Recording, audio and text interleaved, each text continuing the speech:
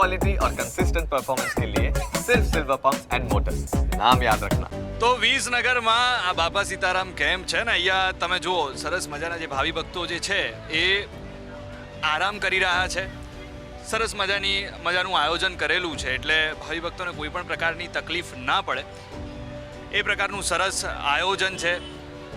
પાછળની સાઈડ તમે જુઓ તો એમના માટે રસોઈ પણ બની રહી છે, અહીંયા ખાટલા પણ પાથરેલા છે અને સાથે સાથે મેડિકલ કેમ્પ પણ, અહીંયા એક નહીં પણ 2 મેડિકલ કેમ્પ છે, એ પણ હું તમને બતાડીશ.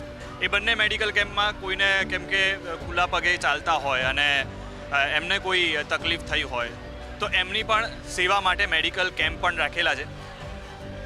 બાબા સીતારામ સેવા કેમ્પના આયોજક આપણી સાથે છે, એમની સાથે વાત કરીએ અને આખો એ જે કેમ્પ છે એમની હું તમને મુલાકાત કરાવું છું. નામ છે તમારું? મારું નામ ધર્મેશભાઈ શાહ. ધર્મેશભાઈ, કેટલા વર્ષથી આ કેમ્પની શરૂઆત? 24મું વર્ષ ચાલે છે. 24મું વર્ષ છે, ક્યાં વાત છે.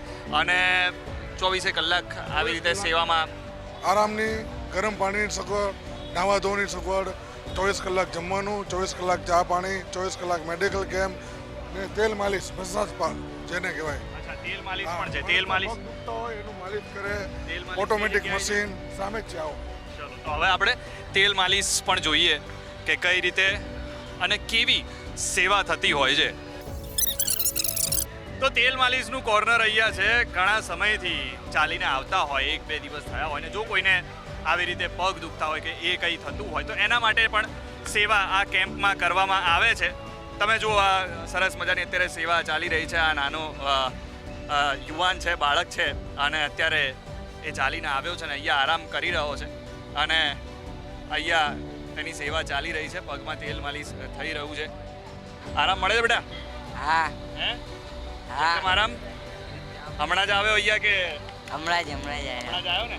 ક્યાંથી આવ્યો તું? અમદાવાદ અમદાવાદથી આવ્યો છે એમ ને? અને અહીંયા તેલ માલિશ સરસ થઈ રહી છે. હારી રહી છે. અચ્છા, તમે કેટલા સમયથી કરો છો? આ કરવી છે. આ 23મું વર્ષ છે. 24મું 24મું વર્ષ છે એમ ને? 24 વર્ષથી તેલ માલિશની સેવા કરો છો? બધી બધી જ સેવા એમ ને? શરૂઆત કેવી રીતે કરી હતી? આ બધા આમના સાથે કેવી રીતે જોડાયા? આખું ગ્રુપની શરૂઆત કેવી? ગ્રુપને પહેલેથી આ મીઠિયાબાઈ બધી જ ને હા એને કહેવાય પહેલેથી બધું તમને સમજાવ. એટલે ધર્મેશભાઈ છે, એમના સાથે તો આપણે વાત કરીએ પણ અહીંયા તમે જો આગળ પણ સરસ મજાની તેલ માલિશની સેવા ચાલી રહી છે. અલગ બનાવેલો કે માણસ આવતો હોય ચાલીને તો એને કાંઈ તકલીફ ન પડે છે. કોઈ વચ્ચે વચ્ચે આવી જાય તો થાકેલો હોય અને સૂઈ ગયો હોય, રાતે સગવડ એવી કરવાની, ફોન બધા પોઈન્ટે ચાર્જિંગ મૂકેલા જો એક અરે 200 ફોન ચાર્જિંગ થઈ શકે. અચ્છા, પણ એ પણ ધ્યાન રાખ્યું છે. કોઈનો ફોન, કોઈને વરસાદ આવતો હોય, હેરાન થતું હોય તો આ વસ્તુ કોઈ હેરાન ના થાય. અચ્છા, કે યાત્રીનું એટલું ધ્યાન રાખવાનું છે સાહેબ અમારે કે એ અમારા માતાજી આવી ગયા અમારે અમને જો અમારા રોમટા ઊભા થઈ જાય કે બસ અમારા માતાજી જ છે. હવે કયા રૂપે કોણ આવવાનું અમને નહીં ખબર. એટલે આ બધી ધીમે ધીમે સેવા ધીમે ધીમે વધારતા જઈએ. અમે પહેલા 2 જણ કરતા હતા, અત્યારે 20 જણ સેવા કરવા આવી ગયા. અચ્છા, 20 જણ સેવા. અને પહેલેથી આટલું જ મોટું આયોજન થાય છે કે? અમે 12 મંડપથી ચાલુ કર્યું હતું. હવે તો માતાજીની મહેરબાની થઈ ગઈ, અત્યારે 200 મંડપ છે. 200 મંડપ જેટલા ગાળા આવી ગયા. અચ્છા, આ તો વ્યક્તિઓ તો તેલ માલિશ કરે છે, પાછું અહીંયા અલગથી મશીન પણ રાખેલું છે કે જેમાં તમે બેસો તો એમાં પણ તમને આરામ મળી રહે. તો આ પ્રકારનું મશીન પણ છે. તો આમાં તમે પગ રાખો એટલે મશીન જે છે એ મશીનના કારણે તમને પગમાં આરામ મળી રહે.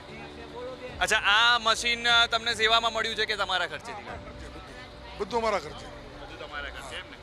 આગળ અત્યારે ભોજનની વ્યવસ્થા બધી ચાલી રહી છે. આગળ પણ દેખાડો તમને. આ મશીન એવા છે કે નાના છોકરા પગ દબાવતો હોય ને કે માતાજી એને એમ થાય કે ખરેખર નાના છોકરા પગ દબે. આ એવું મશીન છે ઓટોમેટિક કે માણસ હાલીને આવ્યો ને ગમે એટલું ચાલીને આવ્યો, નવી શરૂઆત કરશે અહીંથી હાલીને આ મશીન ઉપર બેઠીને, એને એવું લાગે કે હમણાં જ ચાલવા માંડ્યો, એવી ફિલિંગ થાય. તેલ માલિશનું તમે જુઓ, માણસના ફોટલા પડ્યા હોય ચાલીને આવતો હોય, કોઈ આંખે પાટા બાંધીને આવે છે, કોઈ દડતું આવે છે, કોઈ ચાલતું આવે છે. પણ અમે બધાનું ધ્યાન રાખવું કે કયા રૂપે આમ ક્યારે કોણ આવી જાય અમને ખબર જ નથી પડતી.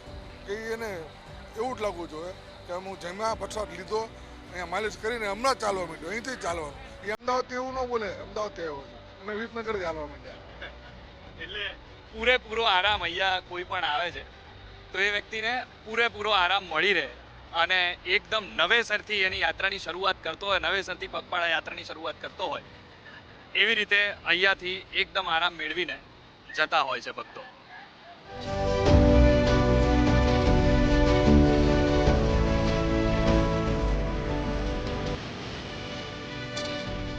તો અહીંયા એક આ મશીન છે. સૌથી પહેલા તો અહીંયા પાછળ તેલ માલિશ થાય છે.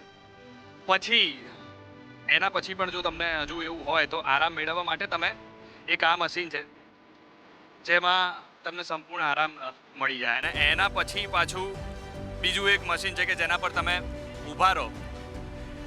એના પછી આ મશીન પર ઊભા રહીને જે તમારું મસાજ થાય એના પછી તમને એમ જ લાગે કે હવે એકદમ હું નવેસરથી ચાલવાની શરૂઆત કરું છું.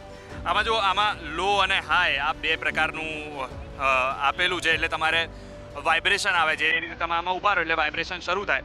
ધીમે ધીમે વાઇબ્રેશન લો ઉપર ધીમે ધીમે વાઇબ્રેશન થાય. હાઈ એટલે થોડું વધારે વાઇબ્રેશન થાય. આપણે પણ આના ઉપર ઊભા રહીએ અને થોડો એક્સપિરિયન્સ કરીએ. તો જો પાછળથી ઓપરેટ થઈ રહ્યું છે. આ